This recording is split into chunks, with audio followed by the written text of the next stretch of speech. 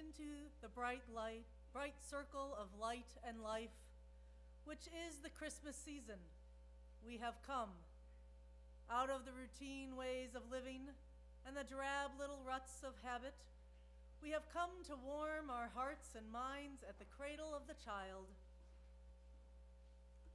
May something of the beauty, mystery, and promise of this lovely old story fall like silver rain upon the broken dreams, the hates and fears of all.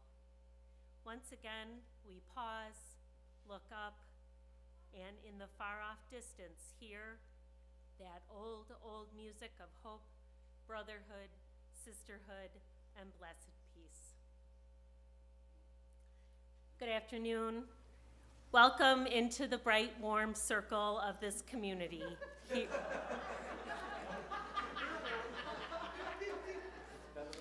Did I mess up? No, it's just not very warm. Oh! It's warm in our hearts is what I meant, of course. Welcome on this Christmas Eve, a time when we gather to consider and reflect on the timeless treasure to be found in the age-old story of the birth of Jesus. Our service this evening brings together beautiful music and words from our Unitarian Universalist heritage and beyond. We are so glad to be together. My name is Pam Fodor. I'm here this afternoon with Megan Griffin, Jamie Passman, Carolyn May, and our celebration singers. Ours is a congregation of children, youth, and adults diverse in identity and beliefs. And we hope you find comfort, community, and joy here this evening. Let us light our chalice.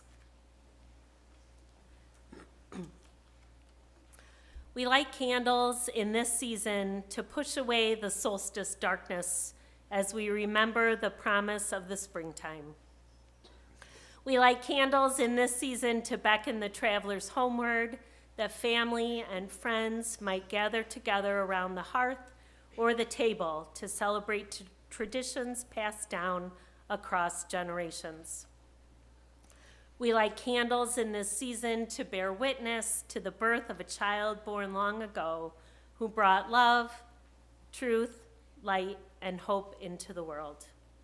We light candles in this season to remind us that each night a child is born is a holy night.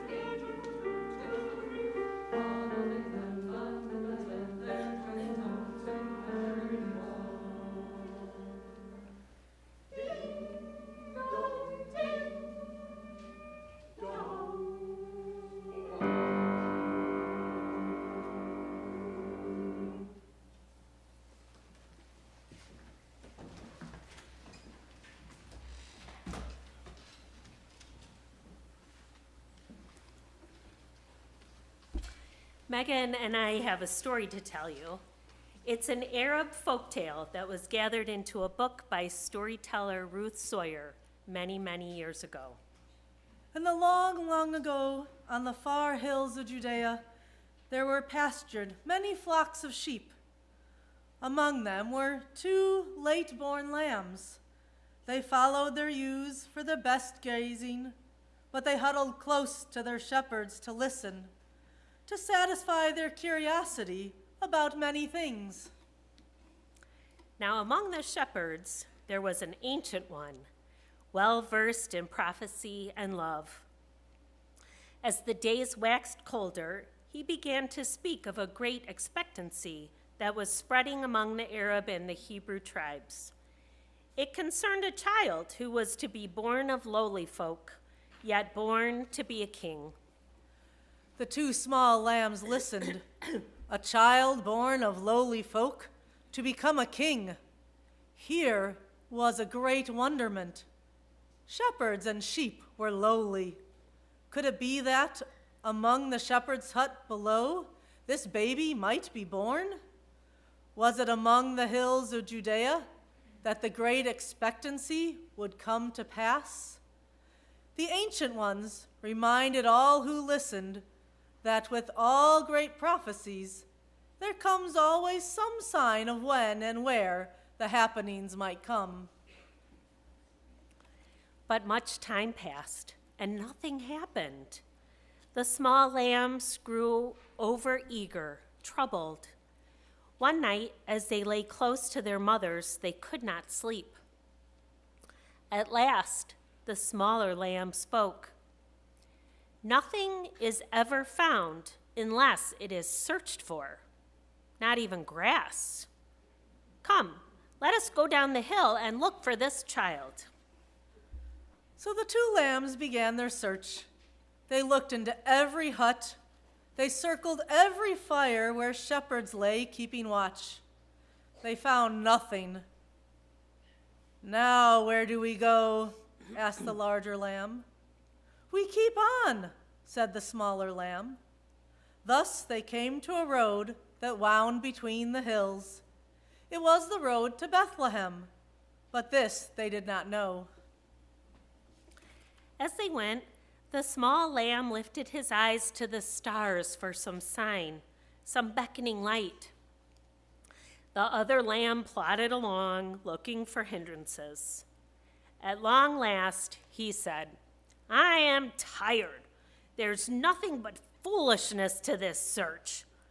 Sheep are called silly creatures, and that is what I think we are. I will lay me down by the road and sleep until morning.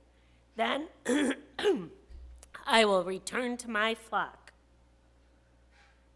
"Lay yourself down," said the little lamb. "I'm going on." So the 2 lambs went their separate ways. Gladness and wonderment welled up in the heart of the smaller lamb as he followed the road. I think his eyes were the first to catch the brightening of the skies and see the star. His ears the first to hear the angels singing. "I will follow the star. That is the sign," he said. The star led the small little lamb to the lowly stable. The door opened to the night. From inside shone radiance, and he could hear the lowing of cattle, the stamping of donkeys' feet. He entered, and inside he found the baby, his mother crooning over him. The lamb knelt and nuzzled the tiny hands. He said softly to the shining child, "You will remember, and I will remember, that a small lamb was the first to find you." Then he departed into the night to tell all who would listen and understand. There's a lesson to be learned in this story. To remember that nothing is ever found unless it is searched for. We too should persist to follow our hearts to find the things that are important to us, that matter to us and do the holy work to hold them up. We may feel small, but remember that we are all connected and are part of all that is good in the world. May you be the first to find it. Please rise in body or in spirit and join in singing our first hymn, the first Noel. The words are printed in your order of service.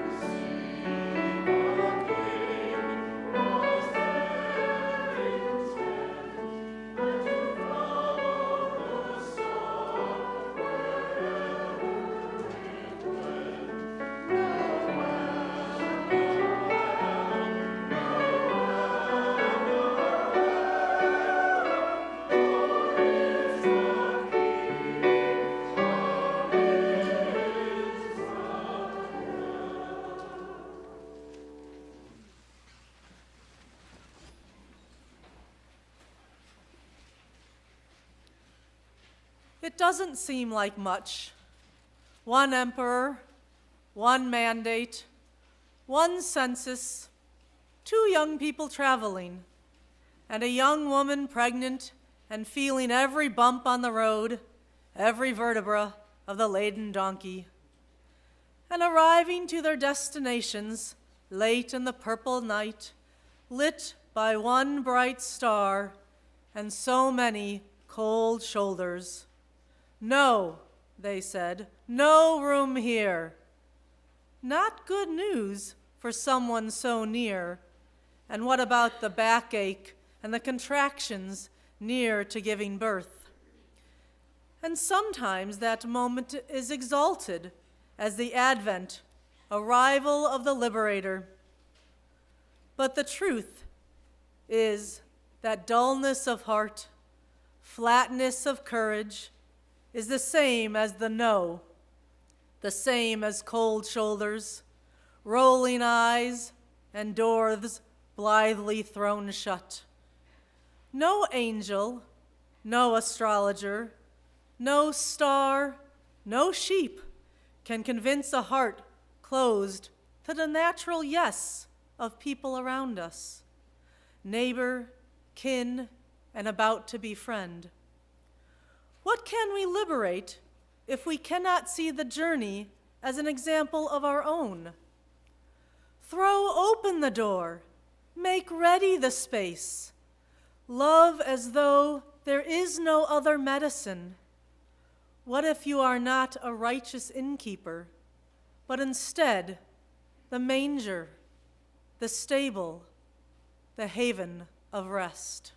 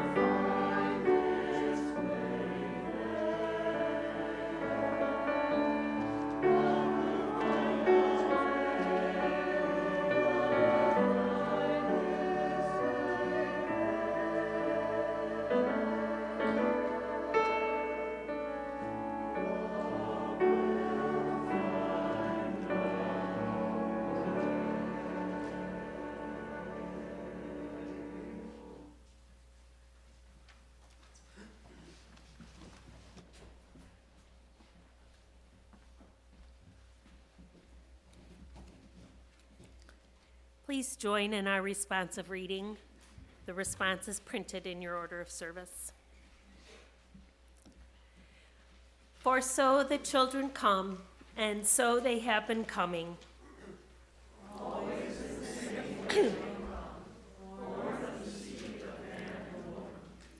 No angels herald their beginnings. No prophets predict their future courses. No wise men see a star to show where to find the day that will save humankind. Yet each night a child is born is a holy night. Fathers and mothers, sitting beside their children's graves, give glory in the sight of a new life beginning. They ask, where and how will this new life end? Or will it ever end? Each night a child is born is a holy night. A time for singing, a time for wondering, a time for worshiping.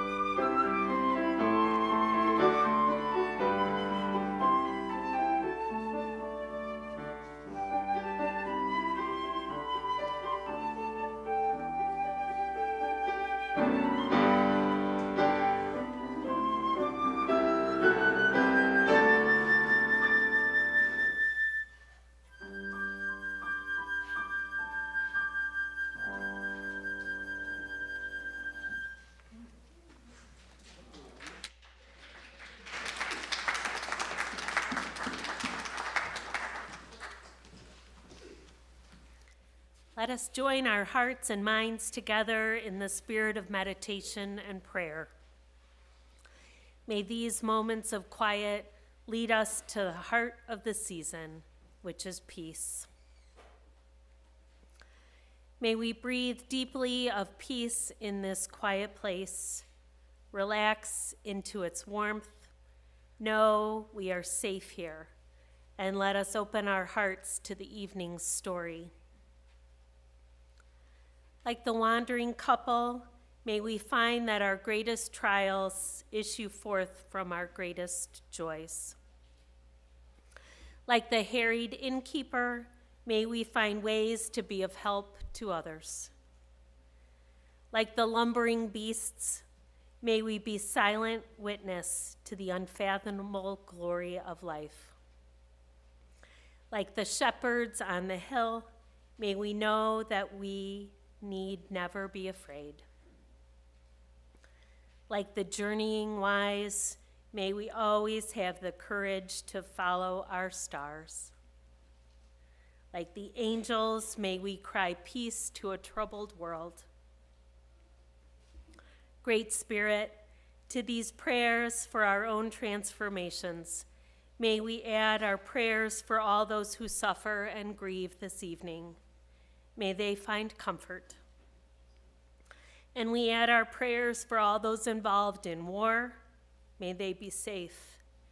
And may this season of peace and goodwill nudge our world towards its ideals. For then will Christmas truly dawn. Amen, and blessed be. Please rise in body or in spirit and join in singing, O Come, Emmanuel.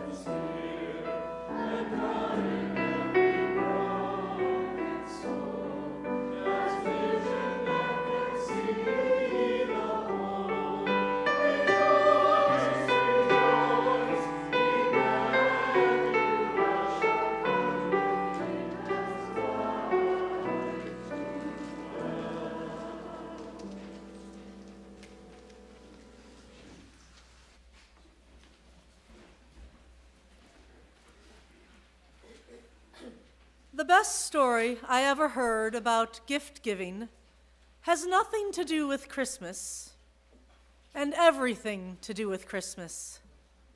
It's about an African boy who wanted to give a gift to his teacher who was going home to England. The child had no money, and his options were few. The day before the teacher was to leave, the child brought her a huge seashell. The teacher asked the boy where he could have found such a shell. He told her there was only one spot where such extraordinary shells could be found. And when he named the place, a certain bay many miles away, the teacher was speechless. Why, it's gorgeous, wonderful, but you shouldn't have gone all that way to get a gift for me. His eyes brightening, the boy answered, "Long walk, part of gift." Long walk, part of gift. Most of the meaningful gifts we give to each other require some version of that long walk. The long walk we sign on with for our children who need our patience, our wisdom, our honesty, and our trust more than we might first have imagined when their lives began.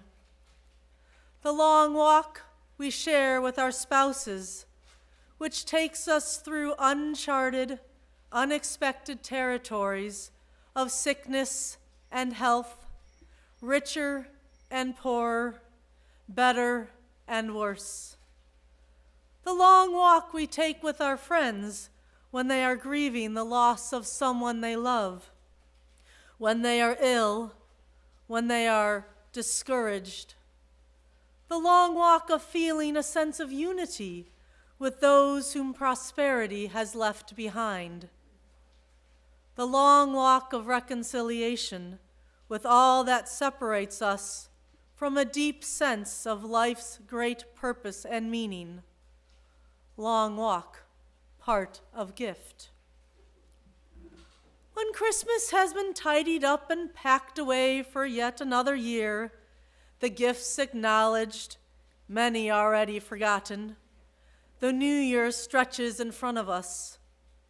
What will get us through those months, with all that they may hold, will not be the things in boxes. We must look to the hands of those who brought and wrapped and carried those gifts. With their gifts, they are telling us something too wonderful, perhaps too embarrassing for words. They are telling us that for us, they will take the long walk.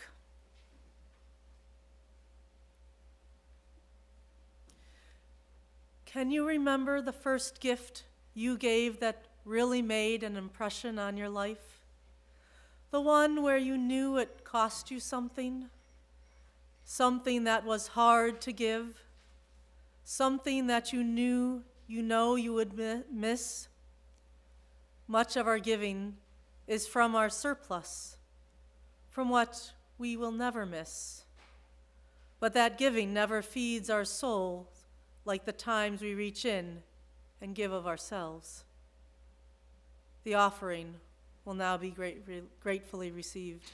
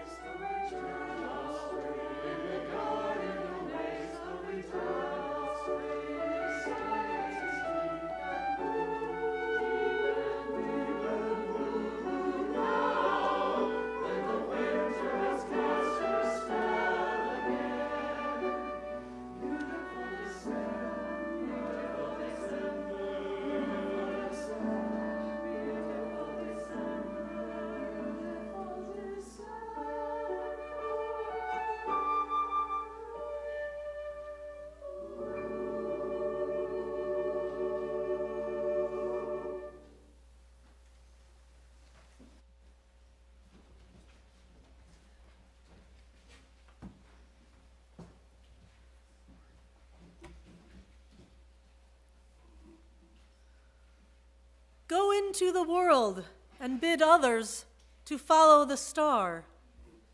Tell them the star means wisdom, kindness, and understanding. Tell them the star means respect and generosity. Tell them the star leads to a vision of a fairer world. Tell them the star shines in the heavens and in their own hearts. And if they will follow the star, their own light, they will bring peace and joy to others and find it themselves.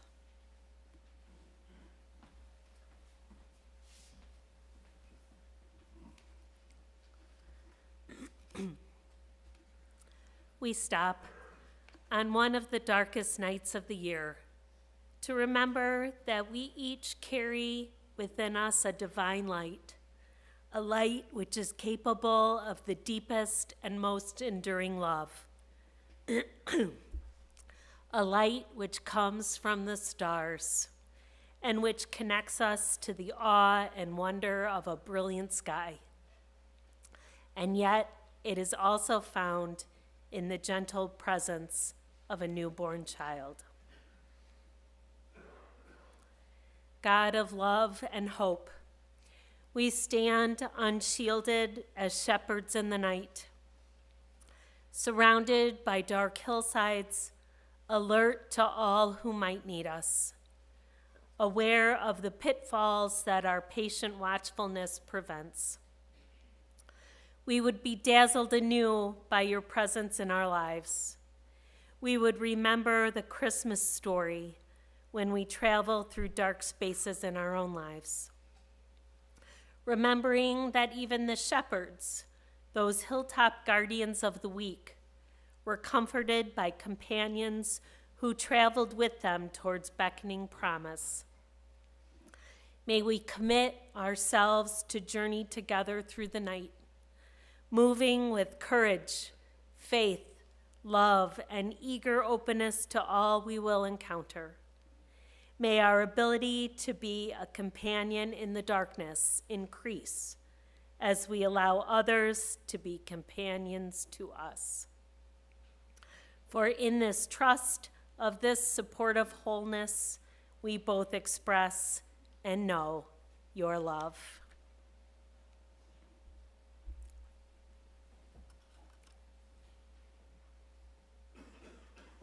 We will now prepare our candles.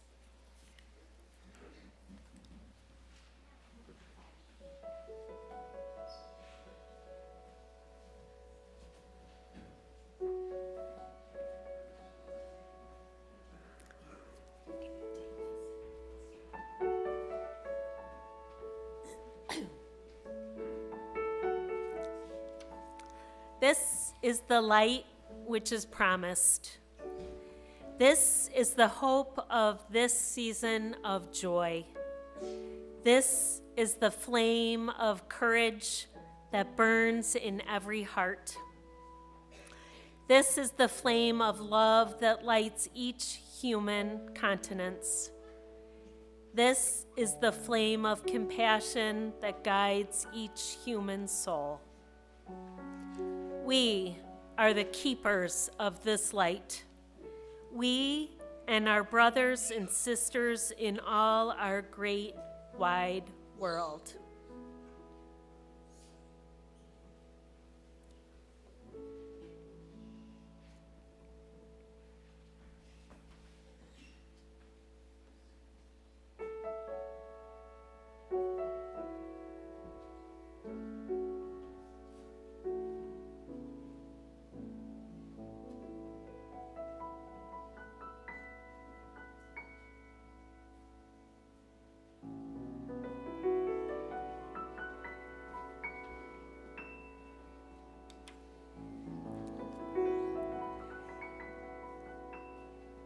As we sing together, let this light warm your hearts and all the world.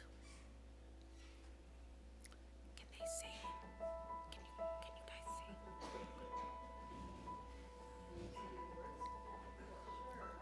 see? should, As we have done for many, many years, we're going to be singing Night in Silence. It has 3 verses. As we repeat the 3rd verse, I'm going to ask you to rise and sing Silent Night with us. It works out really well. And we're not going to do it as an around.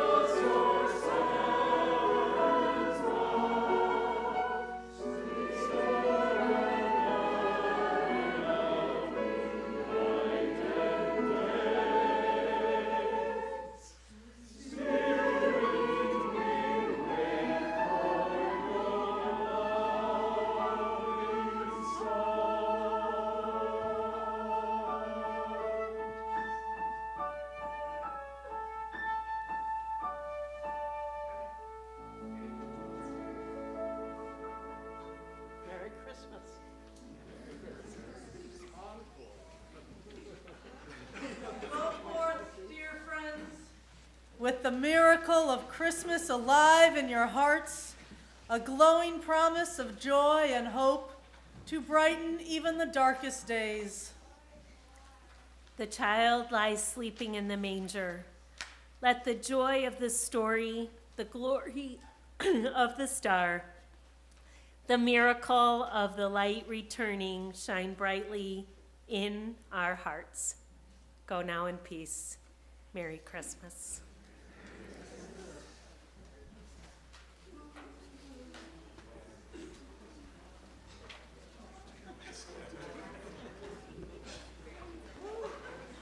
Go warm up somewhere.